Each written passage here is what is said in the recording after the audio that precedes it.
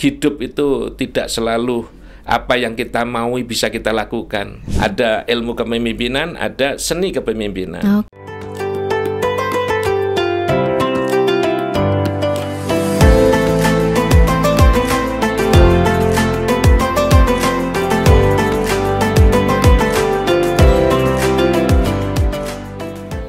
Assalamualaikum warahmatullahi wabarakatuh. Halo sahabat kampus semuanya, semoga dalam keadaan sehat, masih semangat dalam menjalankan ibadah puasa gitu ya.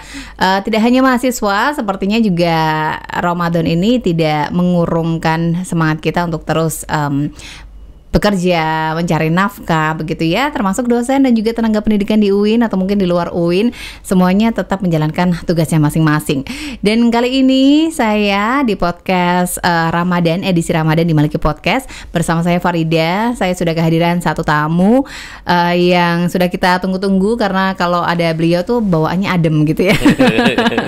Ada Bapak Kabiro AUPK, Bapak Dr. Haji Ahmad Hidayatullah. Saya sapa dulu. Assalamualaikum warahmatullahi wabarakatuh. Waalaikumsalam, Bu Farida. Bapak, kabar sehat Bapak? Alhamdulillah sehat. Masih tetap ini ya, semangat puasanya ya Pak ya? Semangat, wajib itu, harus diperjuangkan. Banyak kegiatannya kayaknya, barusan dari luar kota juga. Semoga dalam keadaan sehat terus. Dan kali ini kita akan membahas tentang hikmah Ramadan dalam peningkatan pelayanan publik gitu ya Bapak ya. Mungkin ada yang ingin disampaikan terlebih dahulu Bapak. Ya. Silakan. Terima kasih Bu Farida. Alhamdulillahirabbil alamin wassalatu wassalamu ala asrofil anbiya'i wal mursalin sayyidina Muhammadin wa ala alihi washabihi ajmain, amma ba'd. Kita semuanya mendapatkan sebuah kewajiban untuk melakukan ibadah saum Ramadan ini. Pada dasarnya bukan sembarangan perintah, tapi perintah ini penuh dengan hikmah, dan perintah ini harus atau wajib kita syukuri semua. Allah berfirman, ya ayyuhalladzina amanu kutiba alaikumussyam kama kutiba alal ladzina min qablikum la'allakum tattaqun. Bahwa perintah ini adalah perintah atau anugerah sebenarnya, yang tidak hanya diberikan pada kita, tapi diberikan kepada makhluk-makhluk sebelum kita. Dan tujuannya tadi yang sangat luar biasa kalau kita bisa ambil hikmahnya, yaitu untuk bisa menambah, menguatkan ketakwaan kita. Bu Farida, bahwa manusia itu tingkat keluhurannya hanya ditunjukkan dengan satu indikator yang sekarang sedang kita perjuangkan ini, yaitu takwa. Dan penerjemahan takwa ini sebenarnya kan tidak hanya dalam kaitan dengan ibadah ritual, tapi takwa ini juga dengan apapun yang kita lakukan dalam aktivitas kita, termasuk dalam dunia kerja, khususnya di dalam dunia kerja yang terkait dengan layanan publik. Maka perintah kesempatan kita untuk bisa menguji diri kita untuk menuju ketakwaan ini juga bisa diimplementasikan dalam aktivitas kerja kita sehari-hari. Oleh karena itu, maka seyogianya ibadah puasa ini bukan dipahami sebagai sebuah perintah yang menimbulkan beban, tapi justru ini adalah anugerah yang diberikan oleh Allah kepada kita untuk memberikan sebuah challenge kepada kita untuk bisa mencapai target takwa. Dan salah satunya juga di dalam aktivitas kerja kita. Dengan demikian, maka seyogianya di dalam atau selama menjalankan ibadah puasa, justru ini kesempatan bagi kita untuk membuktikan sejauh mana ketakwaan kita kepada Allah dengan kita buktikan melalui layanan-layanan publik yang kita lakukan. Sehingga layanan publik yang kita lakukan harus lebih akuntabel, karena di sana ada sebuah ujian integritas, ada ujian integritas yang dilahirkan dari ajaran puasa ini. bagaimana puasa ini telah mengajarkan kita menjadi orang-orang yang berintegritas. Kita di dalam kamar mau minum nggak ada yang tahu, tapi kita bisa menjaganya. Oleh karena itu pada saat kita menjalankan tugas layanan publik, maka nilai akuntabilitas bisa kita tingkatkan dari situ sebenarnya. Kemudian bagaimana kita juga bisa melakukan sebuah partnership, ya, networking yang luas, karena di puasa ini kita ternyata dihadapkan bahwa hidup itu tidak selalu apa yang kita maui bisa kita lakukan. Di siang hari ini kita telah mendapatkan sebuah tantangan dari Allah. Hal-hal yang sudah biasa kita lakukan boleh halal selama di siang hari, selama bulan Ramadan itu kita ditahan, tidak boleh makan, tidak boleh minum, tidak boleh berhubungan suami istri dan sebagainya. Ini merupakan sebuah tantangan bagi kita untuk bisa menguji diri kita, anugerah kesempatan yang diberikan oleh Allah, kita bisa melakukan sebuah aktivitas yang berintegritas gitu. Dengan demikian maka nilai integritas bisa kita tingkatkan. Kemudian yang berikutnya lagi, selama bulan Ramadan ini pahala-pahala ditingkatkan. Nah, dengan demikian ada hikmah yang bisa kita ambil. Bagaimana peluang tantangan ini kita balik menjadi sebuah peluang yang besar untuk bisa memberikan layanan sebesar-besarnya yang berkontribusi pada peningkatan amalan-amalan kita gitu. Karena pada kesempatan ini kita dilipat gandakan. Nah, dengan demikian maka layanan publik justru harus malah meningkat gitu. Sehingga networking, partnership yang tadinya kita tidak tahu rasanya bagaimana, rasanya lapar, kita agak lebih simpati kepada orang-orang yang lapar. Bagaimana rasanya orang yang susah, kita sekarang merasakan betapa sakitnya jadi orang susah, sehingga kita harus peduli. Susah di sini tidak hanya susah karena tidak makan, tapi juga bisa kita terjemahkan susah karena pelayanan yang berbelit-belit, layanan yang susah. Nah, kesempatan Ramadan inilah jawaban kita untuk bisa menjadikan bagaimana yang susah menjadi mudah, layanan yang lama menjadi cepat.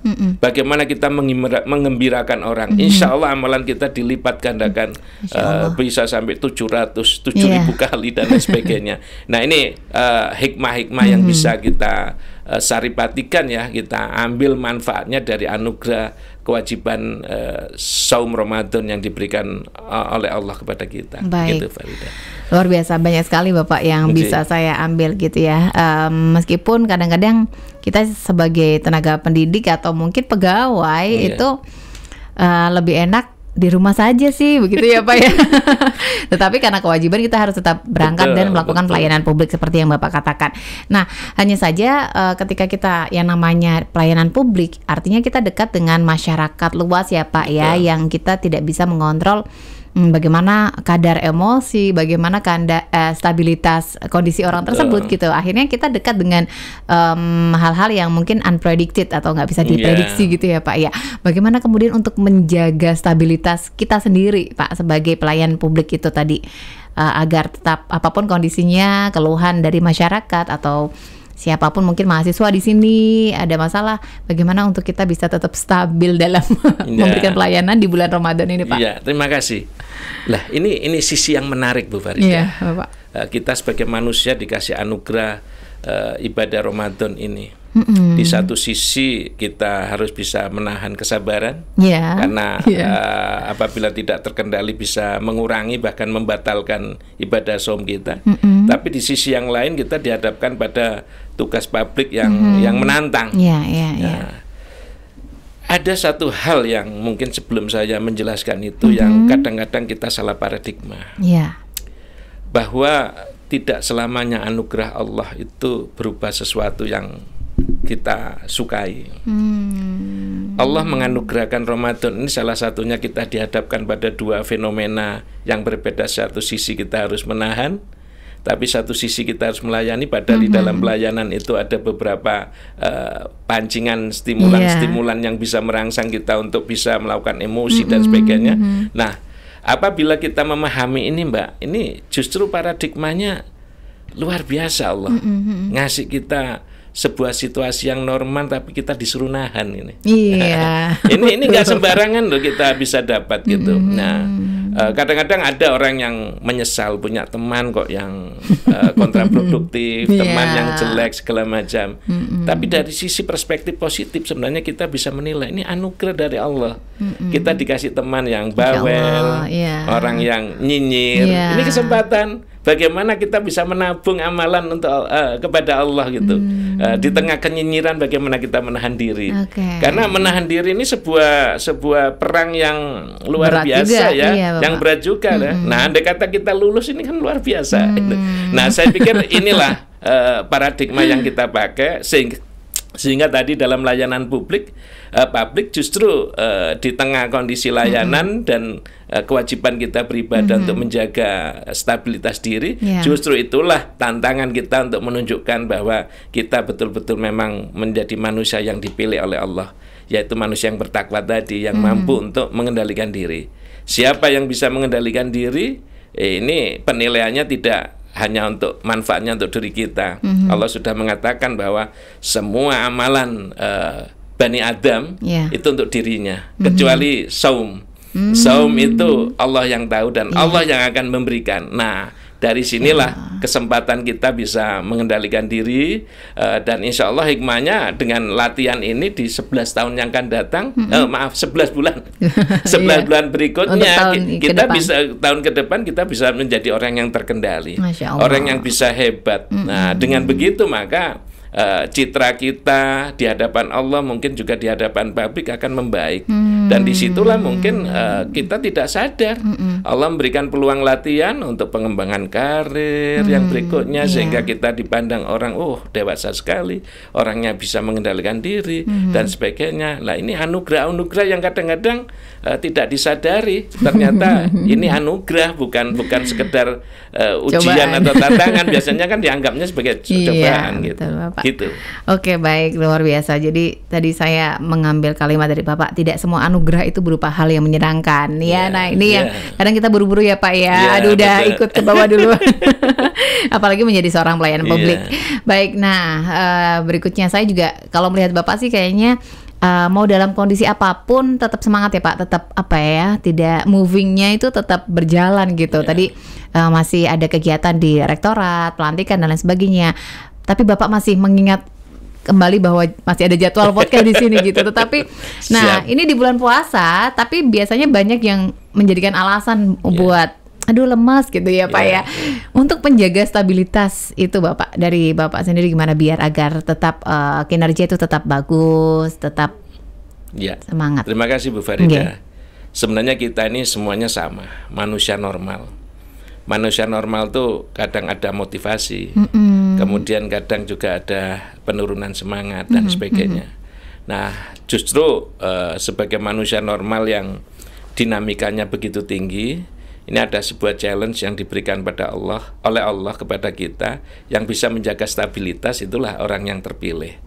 Oleh karena itu, supaya kita bisa mengendalikan situasi yang ada, kelemesan yang ada, supaya kita tetap semangat, ya harus kita jiwai bahwa hidup kita ini tidak tentu Mbak, bisa lama, bahkan bisa cepat di luar perkiraan kita. Tapi bagaimana kita bisa memastikan setiap hembusan nafas yang kita keluarkan itu betul-betul kita persembahkan pada Allah, untuk niat ibadah kepada Allah. Insya Allah dengan begitu, maka apapun yang kita lakukan itu tidak begitu saja berjalan liar, tapi selalu kita kendalikan, karena kita tidak mau ketinggalan satu helai nafas pun yang terlepas dari persembahan kita kepada Allah. Dengan begitu maka pada waktu lemas kita naikkan, pada waktu suntuk kita ceriahkan. Pada dasarnya normalnya ya ada orang emosi, ada orang turun, tapi kita kendalikan semata-mata untuk apa? Untuk Allah. Kalau sudah untuk Allah, maka tidak ada ukuran-ukuran yang lain yang lebih tinggi. Oleh karena itu, insya Allah dengan begitu maka motivasinya sejati. Ada sebuah pepatah yang mengatakan gini, tapi ini dalam bidang pendidikan. At-tariqu ahammu minal madda. Segala sesuatu itu ada strateginya. Tetapi ternyata segala sesuatu itu yang paling penting adalah strateginya. Tapi ternyata itu strategi tidak semuanya, metodologi tidak semuanya. Ternyata at-thariqah al-mudaris ahamu minat thariqah. Ternyata guru itu diri kita ini jauh lebih berarti dari strategi tadi. Tapi ternyata kita sebagai seseorang ini yang dikatakan guru tadi itu tidak semata-mata yang paling tinggi. Ada yang membuat spiritnya yang lebih menjadi luar biasa, bukan semata-mata karena kita jadi guru. Ruhul mudaris ahamu minal mudaris nafsi. Bahwa jiwa kita inilah yang sebenarnya akan menjadikan apapun yang tidak mungkin terjadi bisa menjadi terjadi. Ruh ini ternyata potensi yang luar biasa. Oleh karena itu ibadah Ramadan ini kesempatan kita untuk memperbaiki ruh kita, niat kita. Dengan begitu apapun yang kita jalankan tidak mubazir. Semuanya karena Allah. Hubungan sosial dengan tetangga ya karena Allah, mengajar karena Allah, membantu orang karena Allah, nggak karena ria. Sehingga dengan demikian kita ketemu siapapun kita semangat. Ada penyemangat yang bisa kita lakukan karena Allah tidak pernah sembunyi. Allah selalu ada di mana-mana. Kita selalu disaksikan oleh Allah. Maka dengan begitu motivasi kita akan selalu stabil dalam tingkatan yang tinggi. Gitu. Mengingat Allah dan juga tadi ya Ustadz ya, Bapak ya, tentang ruhul itu juga penting ya, ruh, bahwa kita senantiasa melibatkan ruh yang ada dalam diri kita juga gitu ya Bapak. Baik, luar biasa. Satu lagi nih Bapak, saya ingin Bapak ini kan juga termasuk jajaran pimpinan gitu ya Bapak dalam sebuah instansi. Nah, dalam pelayanan publik artinya kan Bapak juga mengayomi berbagai lintas generasi gitu ya Pak ya. Adakah strategi dari Bapak atau mungkin apa ya, bagaimana sih seorang pemimpin yang bijak mungkin di mata Allah? Mungkin khususnya di bulan Ramadan seperti ini harus membuat kebijakan gitu ya Pak. Jam kerja, terus kemudian peraturan untuk mahasiswa dan sebagainya gitu. Bagaimana Bapak? Pertama tadi, semua yang kita lakukan baik dalam perumusan kebijakan segala macam itu didasarkan niat karena Allah. Itu utama, itu nggak ada yang ngalahkan. Yang kedua, kita juga harus memahami Bu Farida terkait dengan pekerjaan kita. Bahwa pekerjaan layanan publik atau pekerjaan apapun itu pada dasarnya ada dua dimensi. Ada dimensi ilmu, ada dimensi art, seni. Ada ilmu kepemimpinan, ada seni kepemimpinan. Ada ilmu organisasi, ada seni berorganisasi. Nah, begitu juga saya pikir di dalam kehidupan beragama, ada ilmu agama, ada seni untuk beragama. Karena itu ada tasawuf, ada segala macam, itu kan bagian dari seninya, sehingga agama itu menyentuh sampai dalam hati.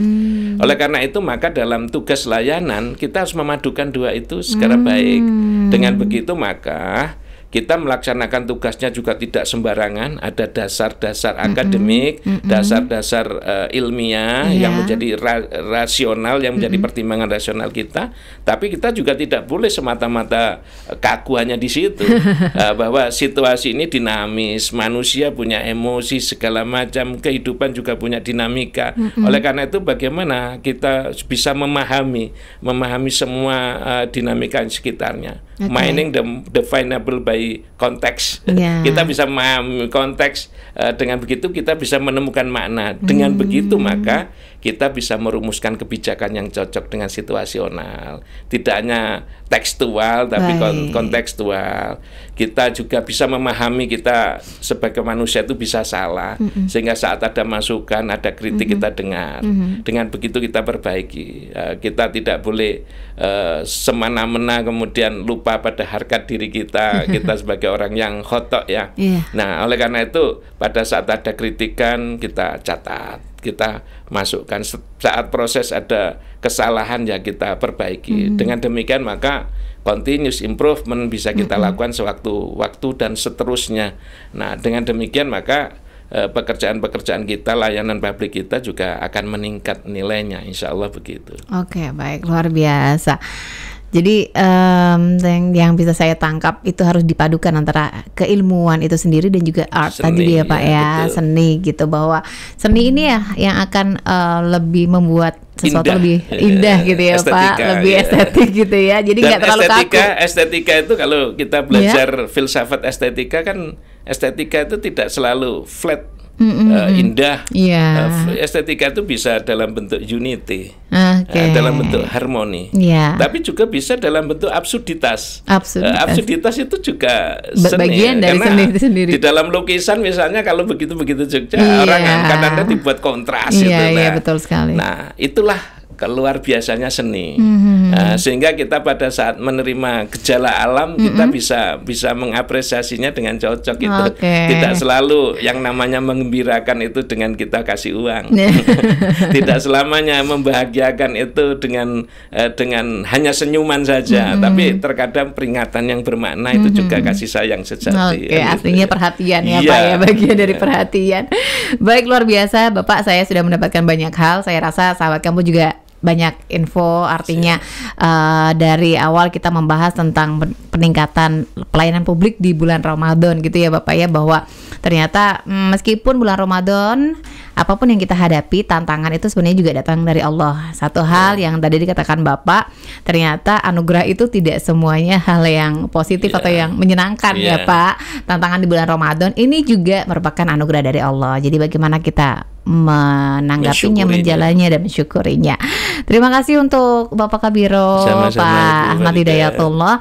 Semoga apa yang disampaikan Bapak bisa memberikan siraman rohani untuk para penonton atau sahabat kampus dan juga khususnya mahasiswa dan juga mungkin ada dosen dan juga tendik yang juga menonton ya.